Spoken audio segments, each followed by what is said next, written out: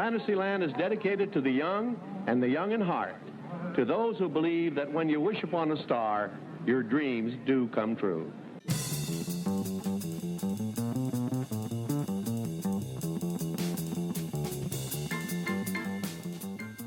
Hello and thank you for joining us for episode 27 of The Backside of Water, a podcast that delves into the rich history, awesome stories, and fascinating details behind your favorite Disney attractions. I'm Alex Stewart.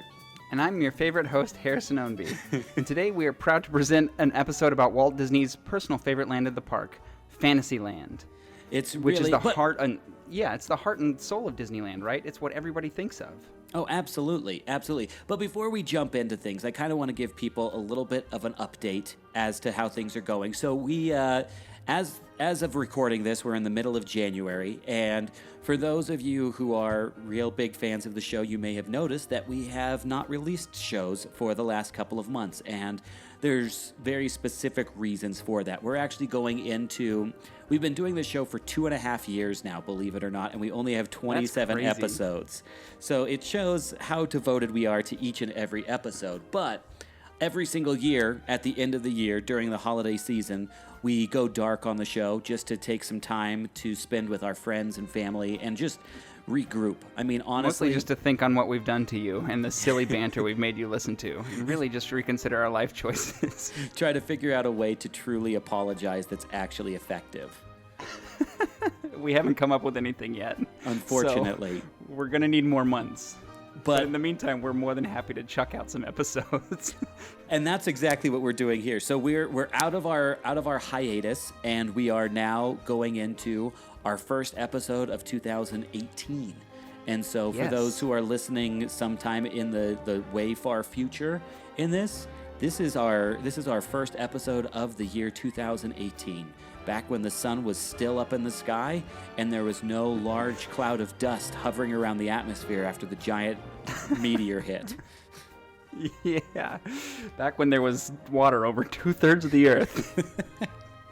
For those of you who are new listeners to our show, we don't like to spend 45 minutes talking about Disney news and all that kind of stuff. We like to just jump right in. And so, Harry, I would love for you to be able to take us down this very special journey into one of the coolest places in Disneyland. I would be more than happy to. There's nothing more iconic in the entire park than the Sleeping Beauty Castle, which is the main staple. It beckons guests into a land where the young and the young in heart can wish upon a star and their dreams will come true. That's right, folks. We are talking about Fantasyland. It's a dreamer's land, a land of blissful escape. This land harkens back to the once-upon-a-time fairy tale setting where many of Walt Disney's most classic and beloved films took place. Yes, and Walt wanted Fantasyland to be a jumping-off point to guide 1950s guests into what was then a brave new world of theme parks. Which is awesome, and I'm sure that will be coming up in the episode itself about how new and invigorating this idea was of theme parks. Yes. But Walt conceived Fantasyland along with Main Street as a core experience of Disneyland. More than anything else, Fantasyland honors the motion pictures and the stories that built the Disney empire into what it is today. Walt had good instincts about Fantasyland. If you show the public a brand new concept like the theme park, but they have nothing to anchor it to, the concept is unlikely to catch on. So Walt used the beloved classic films that he produced earlier in his career as a foundation for Fantasyland. Those stories provided entry points for the public to leave their troubles and woes behind and experience an immersive park that was similar to the settings where the classics took place. Yes, and Walt really wanted people to feel like they were stepping into the movies with Disneyland, and what better way to do that than call back to the classics that he'd produced earlier in his career. So, because Fantasyland was something that was part of a core experience of Disneyland, you can see early designs of Fantasyland in Herb Ryman's concept art. And it's actually a bit different from the Fantasyland that opened to the public in 1955. So in Ryman's art, Fantasyland rested atop a plateau, and it had a huge, huge castle, big, tall, spiky spires, and it was a skyscraper. And the whole thing was surrounded by a moat and big walls. It was pretty fantastic, maybe even a little imposing. And there was a huge, massive carousel in the middle of this courtyard. And of course, a carousel, we've told this story before, but we have to tell it again because it's so important to the conception of Disneyland. There's the classic story of Walt hanging out with his daughters, Diane and Sharon, at a carousel in Griffith Park, when it dawned on him that kids and adults needed more places like this carousel where they could have fun together. And of course, many years later, Disneyland was born with the carousel in the center of Fantasyland. Which is always so awesome to me, Yeah. to think back about the significance of that carousel. Mm-hmm. But John Hinch, one of the chief Imagineers behind Disneyland, said that Fantasyland is all about deep experience. Fantasyland, with its timeless buildings and classic settings, is something that can't be fully captured without all 5 of your senses. Right. Fantasyland just begs to be photographed, but the photographs can't capture the whole experience. You've got the fluttering flags, the rustling trees, and the bustling crowds juxtaposing with the unmoving, stately timelessness of Sleeping Beauty's castle. And the rockwork in the castle and the smooth, polished exterior of the carousel horses appeal to your sense of touch. And meanwhile, the smell of popcorn and sweet candy fills your nose, begging you to taste it. Next time you're in Fantasyland, just pause a moment and to see how it really engages all your senses. It's an immersive land where you're reassured that no matter how chaotic and confusing the outside world gets, this land will remain as it always was, which is exactly how it is today. A jaded cynic can come into Fantasyland, and if they take a moment to pause and reflect, I think they'll find a perfect world beckoning them, pulling them into a place where the killjoy of the clock doesn't exist. If you haven't noticed by now, we have a very soft spot in our hearts for this incredibly special area of the park. It's a place of belief amidst a world of doubt. It's a place for renewed perspective, reflection, and of gentle reminders that in time, happily ever afters and fairy tales endure more than all hardships. Fantasyland is a land of eternal optimism. No matter what happens, when you wish upon a star, your dreams come true here.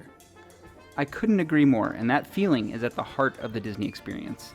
Well, now that we set the tone, let's dive into the history behind this crown jewel of Disneyland.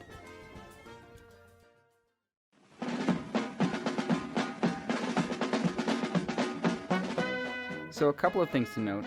They couldn't build the elaborate Fantasyland as sketched by Herb Ryman because of, what else? Budget constraints. It simply was not affordable to make Fantasyland higher than the rest of the park, or to have a majestic wall around Fantasyland, or to have a castle that reached 150 feet into the sky.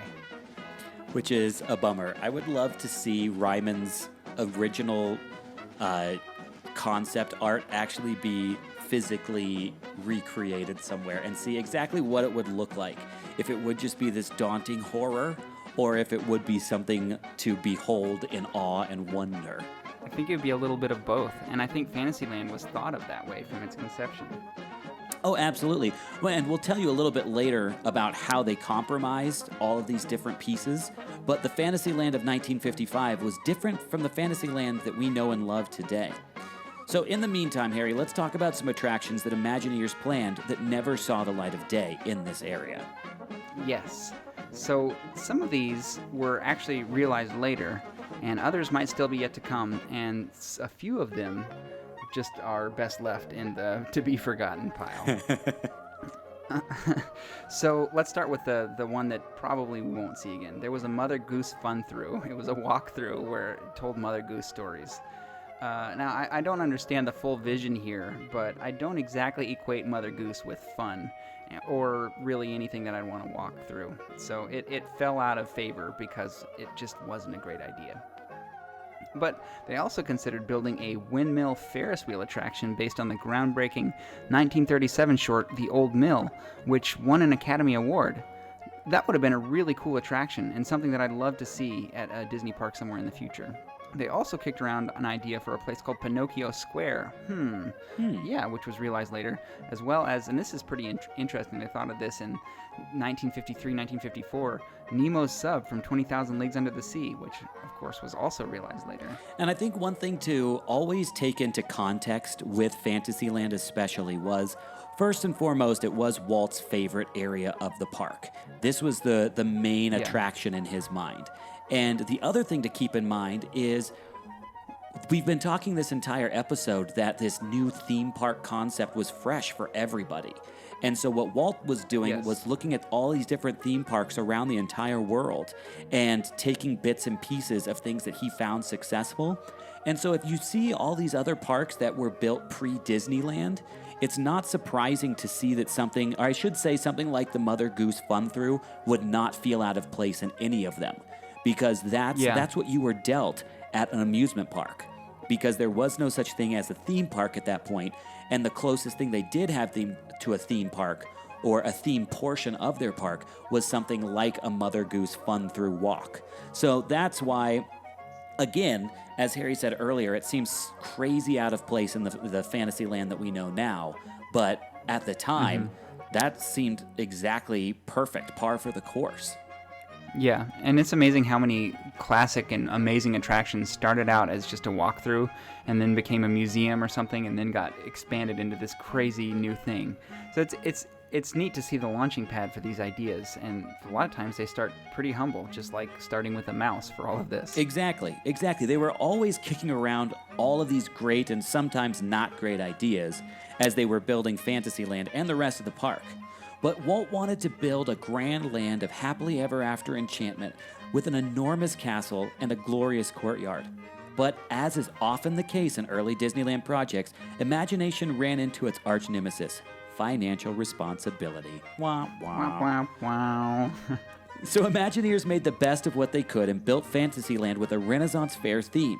There were bright circus tents and colorful banners, and when it originally opened, Fantasyland even had painted plywood attraction signs. Now, one of the things that's really interesting is you can kind of see this concept somewhat surviving down at Walt Disney World in the Magic Kingdom. It wasn't the exact same tents. If you want to, you can go online and look at some photos of the original 1955 opening Fantasyland, and they were literally circus tents. Yes. That were colored brightly. It almost seems like some sort of bizarro Disneyland if you see the way that these were designed and implemented. Yeah, it sounds kind of quaint and charming, and if you look at it, it's very 1950s circus vibe before the circus was ruined. But it's very different from the tone of Fantasyland today. Exactly, but remember, at the time, guests loved it. Well, on July 15th, 2 days later, on July 17th, 1955, yeah, we would have gotten a lot of Fantasyland... mail. It's 17th, excuse me? Well, it opened on July 17th, 1955. Well, and then we're going to get a lot of hate mail, too, because people would be like, well, actually, that was the soft open, because that was the test and adjust, and the park opened to the general public much later than that. But we're sticking with July 17th, 1955, because this was always part of the original rollout. It opened along with the rest of the park. And now let me pause for just a moment to tell you how risky it was to make the Sleeping Beauty Castle the centerpiece of the land. Here's the crazy thing. Sleeping Beauty would not be released for another 4 years. That's crazy.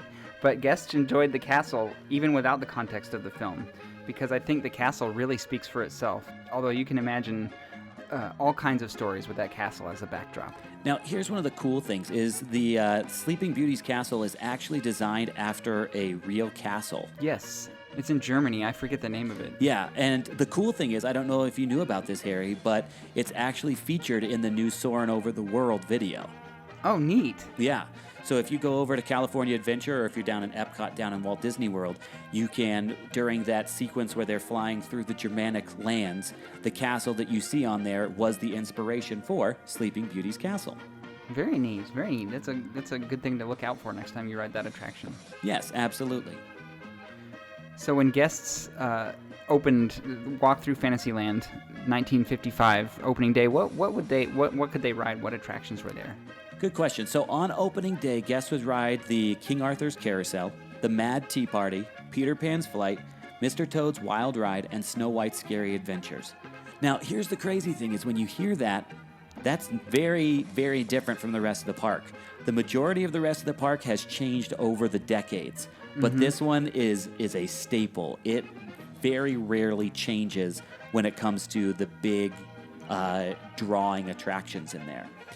Because even a few days later, on July 31st, the Casey Jr. Circus train opened, which is still open today. It was originally planned to be a thrill ride, but it was tamed down for budget reasons. August brought the opening of Dumbo the Flying Elephant.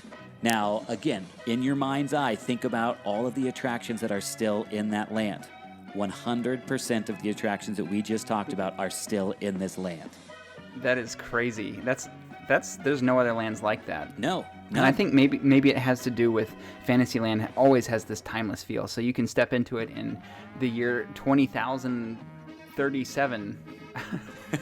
That's a long way in the future. That's the furthest year I can think of. That's the biggest number I can think of. And it'll feel just like the fairy tale land that once was, unless they completely mess it up, which here's hoping they don't. Fingers crossed.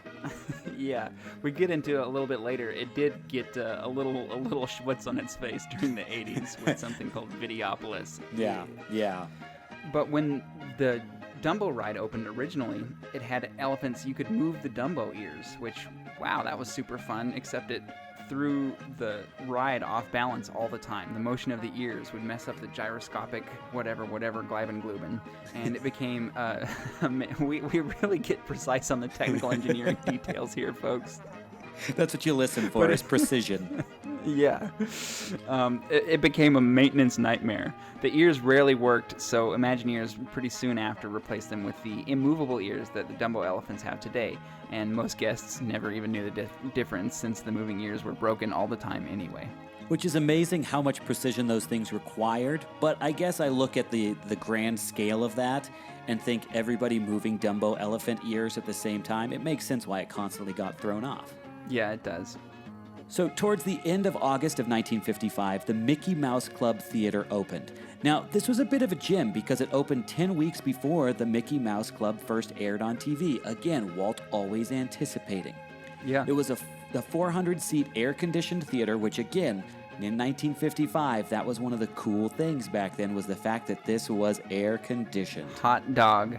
And the fact that it was a B-ticket attraction is also kind of icing on the cake, because if you go back and listen to our Enchanted Tiki Room episode, you'll see that that was also well loved because it was air conditioned at the time, which very rare or very few areas of the park were at the time. So I would imagine that a lot of people were spending time during those hot days of the summer traveling between the Mickey Mouse Club Theater and the Enchanted Tiki Room in the mid-60s.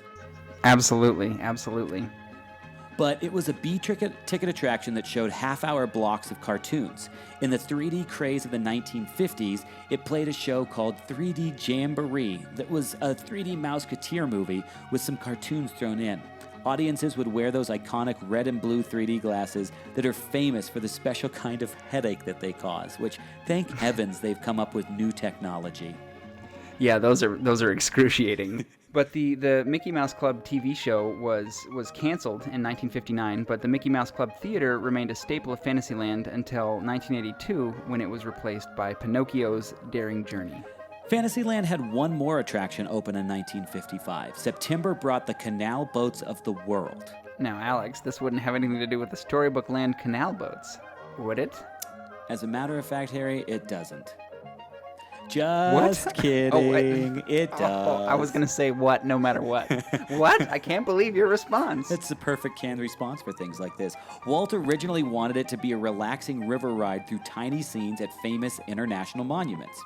Walt called the idea Lilliputian Land, inspired by a visit to a miniature museum in the Netherlands called, how do I say this? Madurodam, yeah. Madurodam. Walt wanted to add to or plus the idea with miniature animated figures. Again, we talk about the concept of plussing throughout this entire show, but in a nutshell, plussing basically says how do you make the idea better and better through the concept of collaboration and plussing the entire thing. So yes, you want to make your guests come back to it to see what you've improved over and over and over. Exactly. It was a never-ending process. A movie, once it's in the can, it's done. But Walt loved Disneyland because he could plus consistently throughout the decades, and that's what's been happening there. But in this area, there wasn't enough technology for Walt's dream to be realized. And as usual with early projects in the park, they ran into time and money constraints, so they had a couple quickly made scenes in that area. Oh, that could be fun, right? A nice boat ride through some cute international miniatures? Maybe, if the boats didn't overheat, which apparently they often did. Now, if this happened, an employee would have to pull the boat to the shore by hand, and there was almost no landscaping along the banks of this ride. Disney executives called it the Mud Bank Ride, which is really, really catchy. Yeah. And Disney employees tried to actively discourage guests from going on the attraction. That's funny. Which is phenomenal to me. Yeah. Still, people wanted to see what kind of magic Walt cooked up, and the attraction somehow still had lines. It was open for 2 months before it closed. They landscaped the banks with miniature plants. Walt Disney himself personally planted the small pine tree near Geppetto's home, which is a cool little fact. So, Anyway, we'll cover more about this attraction in our episode dedicated entirely to it, which is going to be, for those of you who may have gotten jumbled by my stupid joke earlier, our Storybook Land episode. Yes. And just thinking about the 50s, the kind of 50s feeling of the park, it's like, oh, you don't want to ride that. It's like, oh, sure we do. Just it seems like kind of your friendly neighborhood Southern California park. Gosh, Mom, I was expecting that to just be a dud, but it was pretty swell in the end. We saw some banks with mud on them, and I think I saw a little monument or two in there. I'm not sure. The best part was getting pulled to the shore by the cast member. That would actually be pretty unforgettable. I agree. I would have a lot of fun doing that, but maybe I'm sure the cast member was like, we need to fix this attraction. But it just had really big forearms, though. Yeah, the Storybook Land Canal Boat puller. Now, with the opening of the Storybook Land Canal boats, the year is 1956, and a Skyway, an attraction called Skyway to Fantasyland opened over guests' heads. And then another attraction called Junior Autopia opened to the east. Junior Autopia was what else? A smaller version of Autopia. It was for kids to drive. It had smaller cars and safer tracks. Not much to explain about that one, but I'm going to wax poetic about the Skyway to Fantasyland for a minute. So buckle up. The Skyway to Fantasyland, which is also called the Skyway to Tomorrowland, was an aerial tram between Fantasyland and Tomorrowland. The attraction was made by a Swiss company, and it was the first of its type in the United States. Probably the most fantastic thing about these Skyways is they actually passed through the Matterhorn. There were 2 side-by-side tunnels through the Matterhorn, one for the route to Fantasyland and the other for the route to Tomorrowland. I can't imagine a better way to transition between lands than to pass through the Matterhorn. Of course, the Matterhorn didn't open until 1959, so to make way for the Matterhorn, they tore down the central post of the attraction and built the Matterhorn to accommodate the Skyway to Fantasyland. Eventually, park executives closed the attraction in the mid-90s due to metal fatigue, and instead of repairing it, they used the attraction's budget to build Indiana Jones and the Temple of the Forbidden Eye, which I didn't realize. They filled in the Matterhorn's tunnel from Tomorrowland to Fantasyland, but the Fantasyland Skyway and the tunnel was intact until 2016. They finally demolished the abandoned gondola to make way for Star Wars Galaxy's Edge. So, here's to you, Skyway to Fantasyland, and for all the charming ambiance you provided to the park while you operated.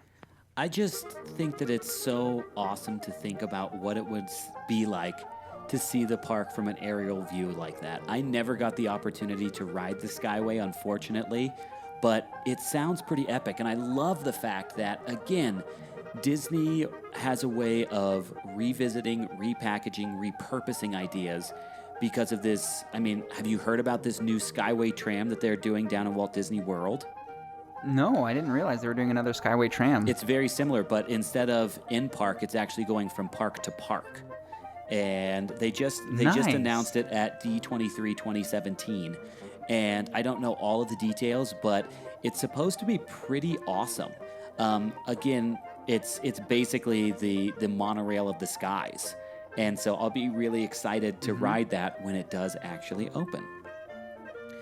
I wish that you could have like just ride from city to city in an aerial tram that had cushions all in it and just have like a 3-day ride. That'd be awesome. That would be like a train ride. That would be really cool.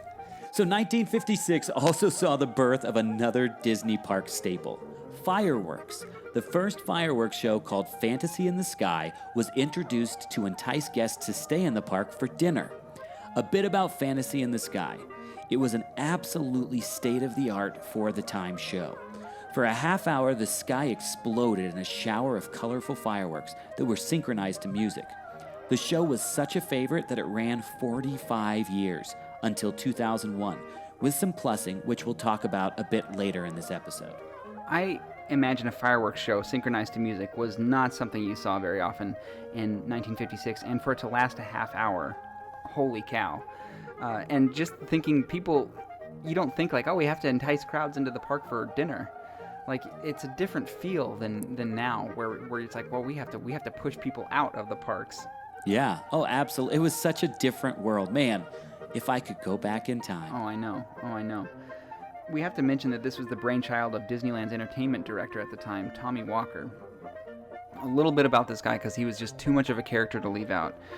He was a drum major at the University of Southern California, who was also the football team's kicker. He was famous for he was famous for storing. You store goals in football, right?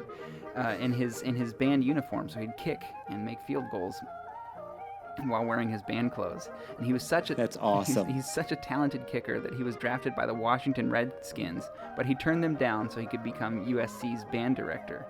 And from that post, he was hired in 1954 by Walt Disney himself to stage the Disneyland opening. Which, wow, I mean, to turn down an NFL draft so that you could direct a band, you can tell how much passion this guy had for music. Oh, absolutely. But I guess I would say also, to be fair, at that time, I think the NFL was paying in like a new set of tires for your car. That's probably true. Or something like that. A new set of tires for your feet as shoes. And here's a piece of leather to wrap around your head for safety's sake. So he helped stage the Disneyland Day opening. Now, that day was a famous disaster, but Tommy Walker remained the entertainment director. The reasons it was a disaster was outside of Tommy Walker's control. But he was the entertainment director for Disneyland for another 12 years, and he left the company when Walt passed away in 1966. But after that, Walt went on to produce huge events such as the Olympic Games twice, 3 Super Bowls, and Ronald Reagan's inauguration. You mean Walker, right?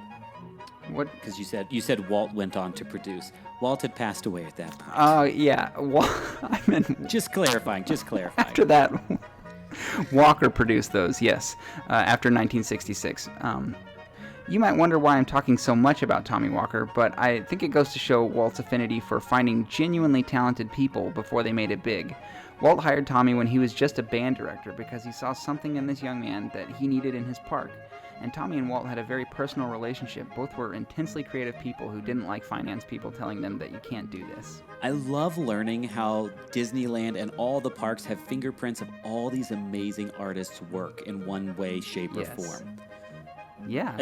And that's something that goes throughout the entirety of the Disney world.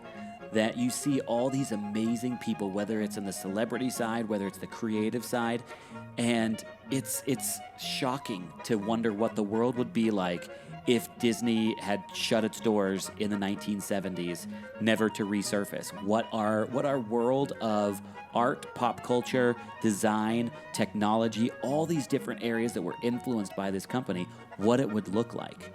And of course, you have the cynics out there who would be like, it'd be so much better. But I disagree. Oh. Me too. I also agree with you in disagreeing with them. So we digress. Anyway, on to 1957. In 1957, another Autopia opened up, a midget Autopia. Now, this area, which has a politically incorrect name in today's world, was a version of Autopia for preschoolers.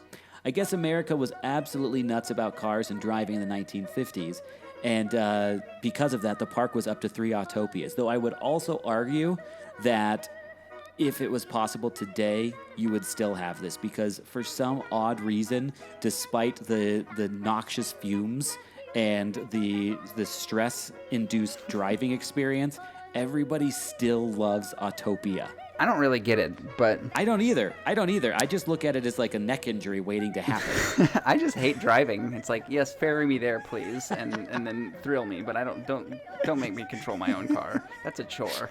I love that you just gave the phrase "ferry me there." That was amazing. Yeah, and that's like the most spoiled thing around. It's like my horseless carriage is such a bother. Please take this burden away from me and thrill me with something a little bit less pedestrian. Yeah, I can hold food and drink in both my hands at once without having the bother of operating a motor vehicle. Oh, man. So, Midget Autopia itself featured small, round electric cars that only small children could fit into. Rambunctious preschoolers would be disappointed to learn that they couldn't actually drive. The ride operator himself or herself controlled the cars. When the attraction closed in 1966, Disneyland dedicated the cars and displays to Marceline, Missouri, Walt's hometown that inspired the look and feel of Main Street. Today, a car is still on display at a museum in Marceline. The other car is on a pedestal alongside the track in the Autopia that is open as of the year of this recording, 2018. And 1957 also brought the opening of the Sleeping Beauty Castle walkthrough, as well as the beloved motorboat cruise. Here's the skinny on the motorboat cruise. On the border between Fantasyland and Tomorrowland, you could take a leisurely cruise down a lazy lagoon. Your boat was on a track, your steering wheel didn't do anything, but you could move it back and forth for fun. You also had a gas pedal you could press, which made the engine a little bit louder, but didn't make the boat go any faster. You could wave to people in Autopia and on the monorail and catch glimpses of the submarines. The boats were pretty small. There was only room for 2 adults and 1 small child, and it was a B-ticket attraction. And you could tell it was nearing the end of its life in 1991 because it became the motorboat cruise to Gummy Glen, which was themed. Exactly. It was Gummy you bear could see theme. scenes of plywood gummy bears making gummy berry juice from the animated series, and it was closed in 1993 when Toontown was built. Now it's a place called Fantasia Gardens.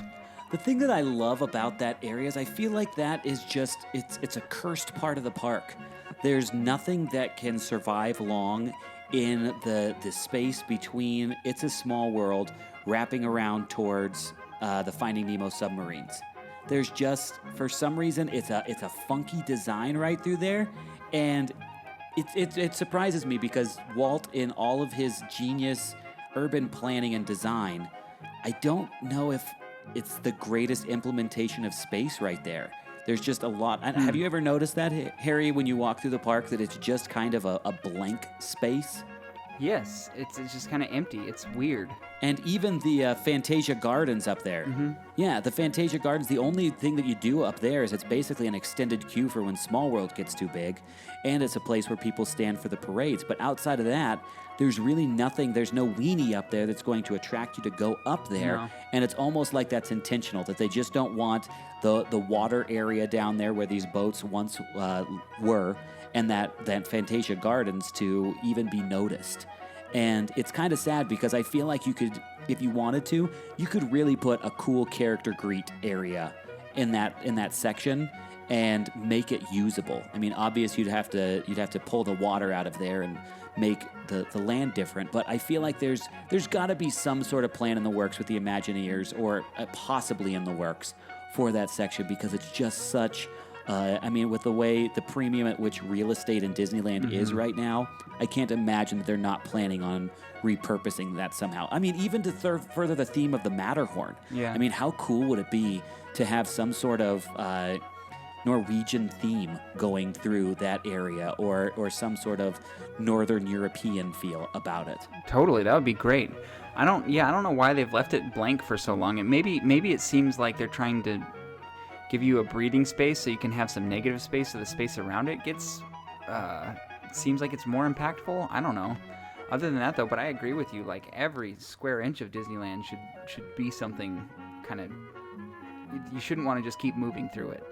I was just going to say that I feel like you can see that negative space argument really implemented well in the walkway between Thunder Mountain and Fantasyland, which is, at the recording of this episode, no longer. That will now be an entrance into Galaxy's Edge. But during the early 2000s, that area was open and there wasn't a lot going on back there. And that was great because you had the ability to breathe in between lands. Yeah. But I would argue that area over there in between Tomorrowland and Fantasyland, I think one of the big curses that it also has is the fact that it is just a giant concrete hub of monorail track going through that area. Yes.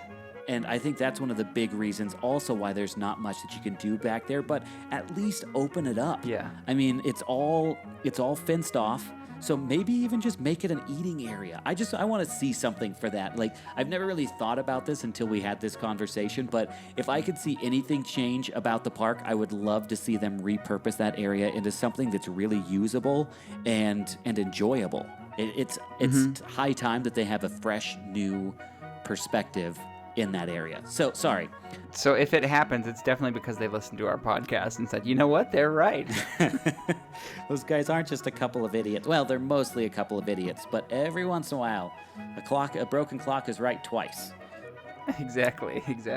Well, and the funny thing is, I could have done without the gummy bears bit, but that sounds like that attraction was on its way out anyway. So, R.I.P. Gummy Bear, whatever you were called.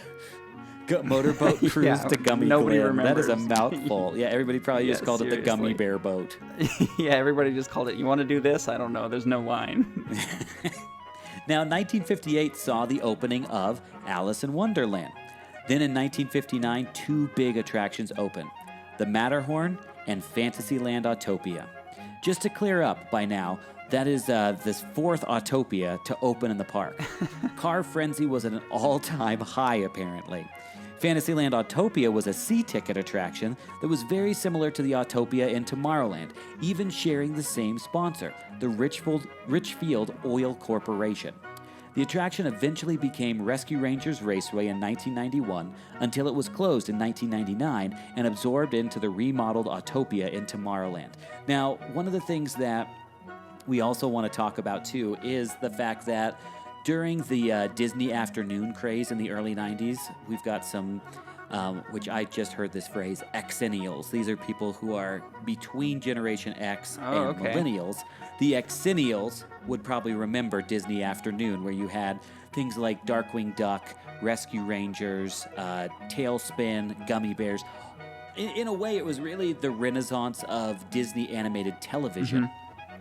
But there was a push for that dead space over there to be repurposed as like a Disney Afternoon corner. This was before Toontown came into existence.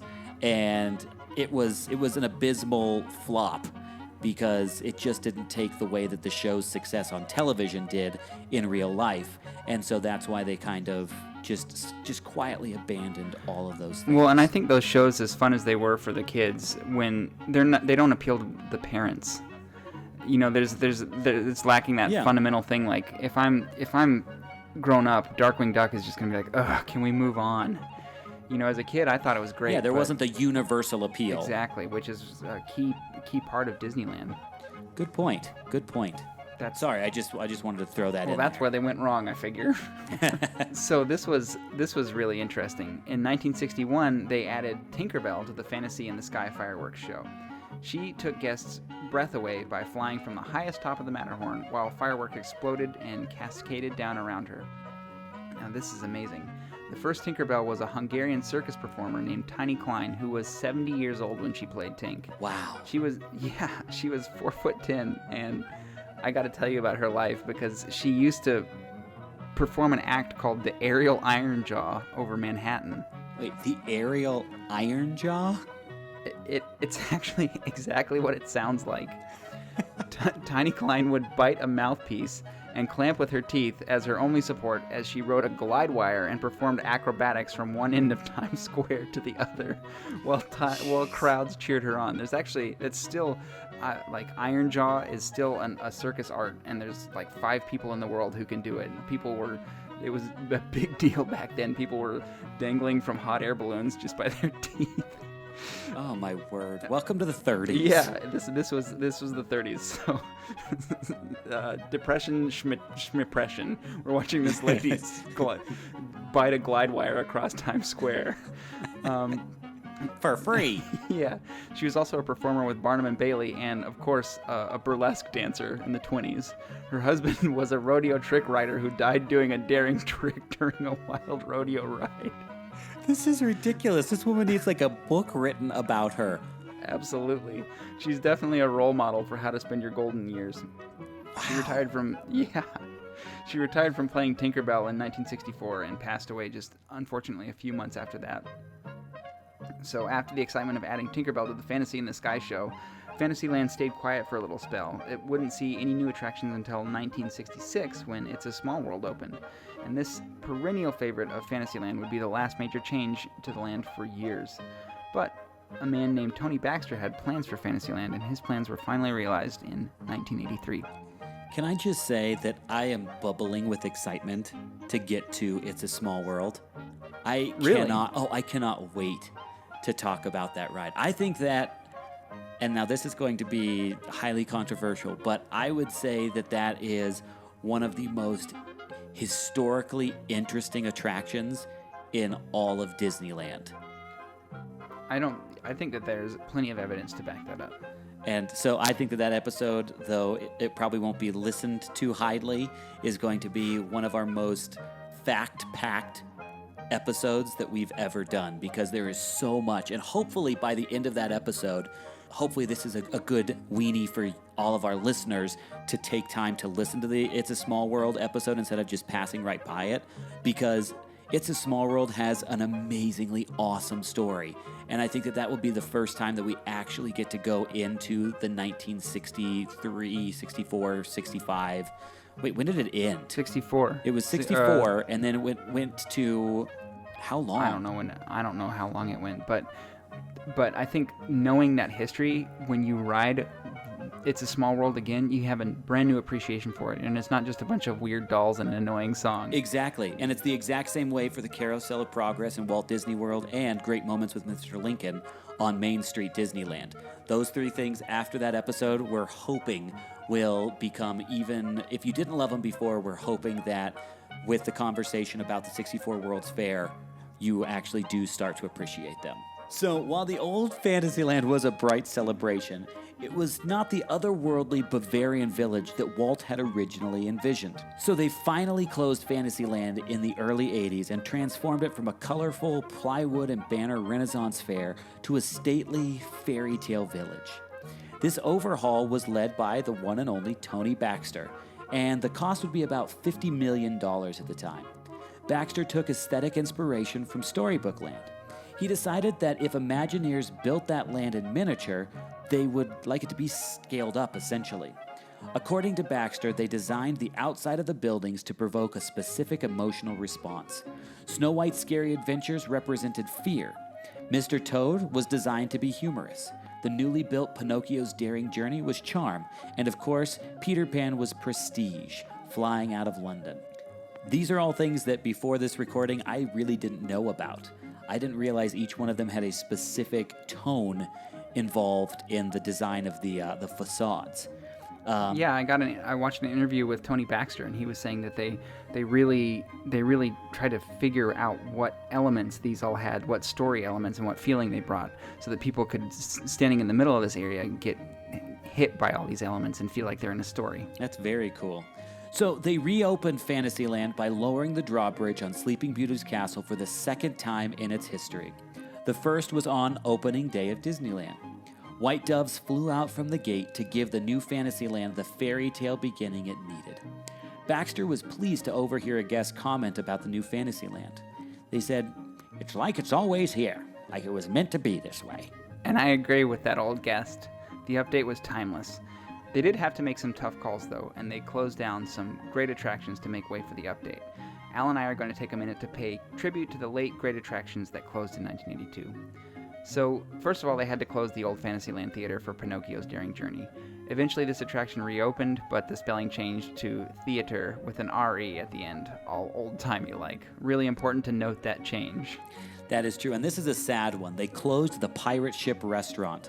This was a restaurant where the current Dumbo attraction was located.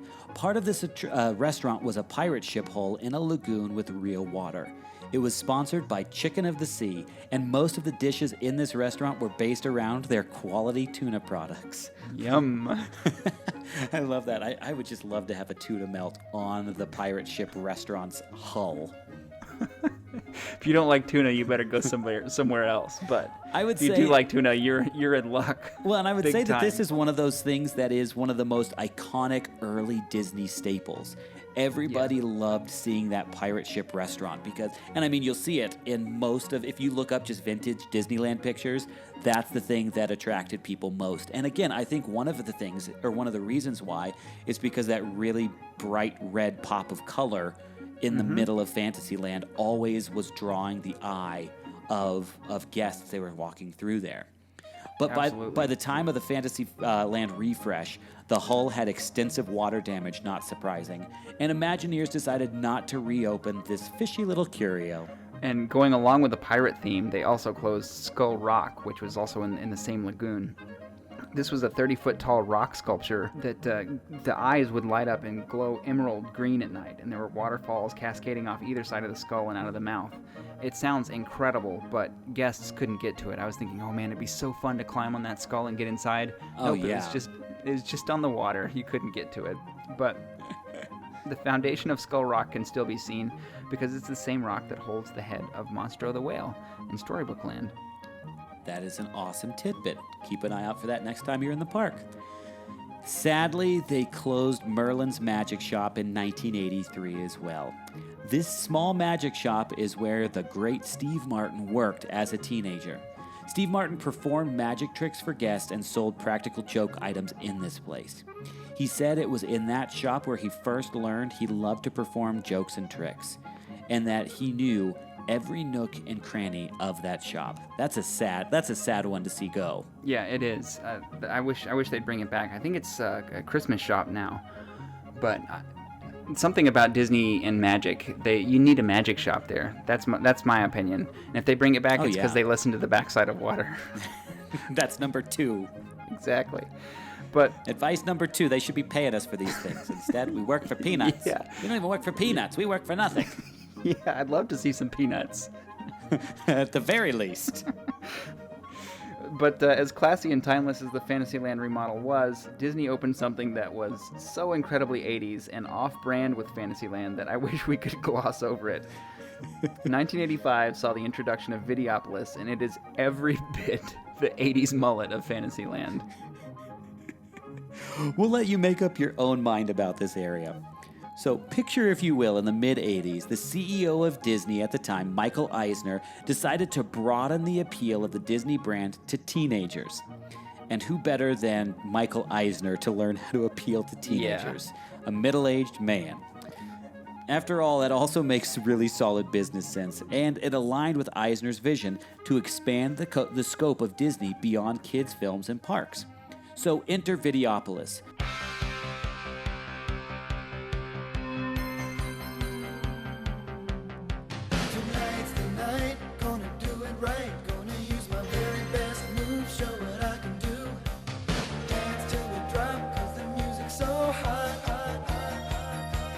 First off, they built it in record time, 100 days. Hooray? Question mark? So what did they build in 100 days? Videopolis was an amphitheater. Okay, cool. First of all, that was the first and foremost function of it. It had video screens on either side of the stage. All right, that's all right. During the day, it functioned as a venue for stage musicals and performances. Sounds pretty standard. But then at night, it turned into a huge dance club. It had a 5,000 square foot dance floor with laser shows. They'd host huge bands on the stage, such as New Kids on the Block and Janet Jackson. And as an added bonus, it was an awesome place to watch fireworks. And when you got hungry after doing all that moonwalking and running, man, you could grab a bite at a snack bar called Yums. That's Yum with a Z, because that's what the kids like these days, says the middle-aged man, Michael Eisner. Oh, my word. And this is just so Michael Eisner that you've got this adorable little Bavarian village of Once Upon a Time and then Videopolis right next to it. Yes. Oh, my word. Such an abrupt transition. And to add insult to injury, Videopolis was very oddly similar to the Studio K and Cloud 9 teen clubs in Knott's Berry Farm, which were there first. Real original, and of Michael. Course, yeah. Disney got a bit more than they bargained for. Brace yourselves when it came to teenage antics. And they had some problems they didn't anticipate. And can I also just say that I don't think that anything good comes from a teen club. No, they had a lot of problems. They had problems of a theme park and a nightclub. Which are two problems you don't want. In your 99 problems, those are two you do not want. Yes, and then to add to that, from 1987 to 1989, there was a cringeworthy TV show called Videopolis that was a weird Disney-fied MTV wannabe show. It had dance contests and music videos, and as a curiosity, Mario Lopez was on the show before his Saved by the Bell days. This just sounds fake. It sounds like totally something that a really hyped up executive would come in wearing like silver hammer pants and be like, guys, I just had a revelation while I was at a Eurodance club last night. It's called Videopolis. Yeah. It's like you're looking through the yearbook of your parents, and you're like, oh, this is cute. And then high school in the 80s, you're like, whoa, what was with that car? What was with that hair? What were you thinking? What was with that one cross earring? And the leather vest. Dad, you wore that to prom? Yeah.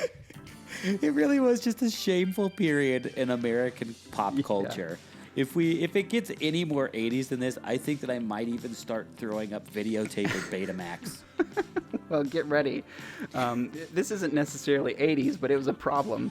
Well, some of the kids at Videopolis were lovers, others were fighters. So, of course, gang violence became a problem, because what else would go wrong? Rival gangs would brawl each other on the huge dance floor. In 1987, unfortunately, a young gang member was killed in a brawl in a Disneyland parking lot, and the fight started between rival gangs in Videopolis. So that incident was the bell tolling for, in my opinion, an abomination of an idea. And Videopolis closed as a nightclub in 1989. It continued to show daytime performances until 1995, when it became the Fantasyland Theater. Although the Mickey Mouse Theater in Disneyland Paris is still called Videopolis, it's just the Mickey Mouse Theater with a different name, nothing like the cheese of its 80s parent. I feel like of all places that Disneyland Paris would really embrace the idea of Videopolis. It just seems like something that a really cool French group of people would find ironically awesome. Yeah, it does. And I think there's still like a nostalgia for it. There's a lot of little like BuzzFeed articles about it, and like, you won't believe what Disney did in the 80s kind of things. So I think, and a lot of people read those and they're like, that sounds awesome and so cheesy. But yeah, I agree that Paris seems like the venue for a weird dance venue in the middle of Disneyland. But well, and you would never picture the words gangland violence and Disneyland parking lot together. And so it is just like this bizarro time of Disney history, and also kind of rings true at what was going on at that time, which unfortunately sometimes breaks through this escapist pod that we've created known as Disneyland. Yes. But sometimes you give that pod a little hold to that didn't need to be. To accept outsiders. Exactly. Wow. That's really all I can say is wow to that entire thing. So let's turn the page on this embarrassing bit of Disney history and move to 1995. To celebrate the 40th anniversary of Disneyland, the Disney Company buried a time capsule shaped like the Sleeping Beauty castle in the castle courtyard. They plan to open it on the 80th anniversary of Disneyland on July 17th, 2035. Pencil it into your calendar, folks, which is crazy because that's not that far around the corner. It's really not. Disneyland in 1996 brought the opening of Ariel's Grotto, which was a cute and colorful meet and greet sea-themed area where little girls and boys could meet Ariel. This attraction closed in 2008 and became Pixie Hollow, which I remember that because I was working at the park at that time when they changed that out. And now you can meet Disney fairies. And that's more or less the state that you'll find That's more or less the state that you'll find Fantasyland in Disneyland today. From its humble beginnings as a Renaissance fair of plywood and tints to its fantastic transformation into the enchanting land of yesterday, Fantasyland has an incredible history. It mirrors the eternal optimism of the man who built a castle by starting with a mouse. Harry, will you send Fantasyland off properly, por favor? It's an honor, amigo. For me, Fantasyland is the land for the brokenhearted. Because things outside aren't the way they're supposed to be. That's why Fantasyland exists. It's a quaint little fairy tale where everything is just so. And no matter how your heart is grieving, Fantasyland says that if you keep believing, the dream that you wish will come true. And no matter what kind of trouble you're against, you, yes you, have a happily ever after waiting for you. And on the way there, be sure to touch the stones of the castle and breathe in the sweet aroma of the popcorn.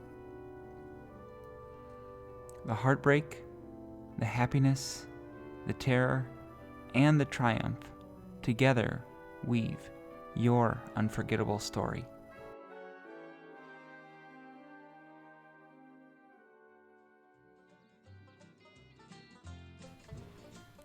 Well said, Harry. That is our Fantasyland episode. Wow.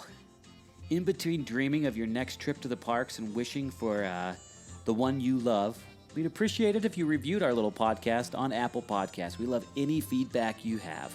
If you want to just give us a 5-star review, we'd be very grateful for that. But if you also wanted to leave some comments on what you think of the show, we would also love that. We love to hear your feedback, whether that's on Apple Podcasts, whether it's through an Instagram message, whether it's through an Instagram comment, whether it's through a Twitter reply. I don't even know what Twitter... I literally have, no idea what Twitter is. It's basically a way for people to get really upset really quickly, I think. If you want to tweet at us, then you can twert your tweet. Twert your tweet at the twits. At the twits, yeah, exactly. All you have to do is on all of those... My wife was in the room and she just twerked while I was talking about twerting a tweet. At the twits. Twerk while you tweet your tweet. I'm going to say something I really regret here. I know it. I'm going to get tied in some knot. And yeah. Just reach out to us on any sort of social media, and we're probably there. If not, just look up the Backside of Water podcast and you'll find us. Yes. And now don't forget that we also have a sister podcast that we've been sorely neglecting called Did You Know Disney, where we go beyond just the parks and talk about all things Disney. We have about 4 episodes in the pile that I still just have to edit. And I think what I'm going to do, and y'all can hold me to this, is once I get those edited, I think I'm just going to release all of them all at once and just say, wham, bam, thank you, ma'am. Twert at us if you are really excited about that idea. I think the problem for you, Al, is that each one of the episodes is a full 140 minutes long. It is true. Yeah, you wouldn't think it, but when Al and I get to talking about Disney, sometimes we don't shut up. We tend to wax poetic, that is for sure. Yeah. Anyway, folks, it's been a pleasure spending time with you today. Until next time, as you exit, please watch your head and watch your step. And if you happen to miss your step and hit your head, please watch your language. Goodbye. Bye.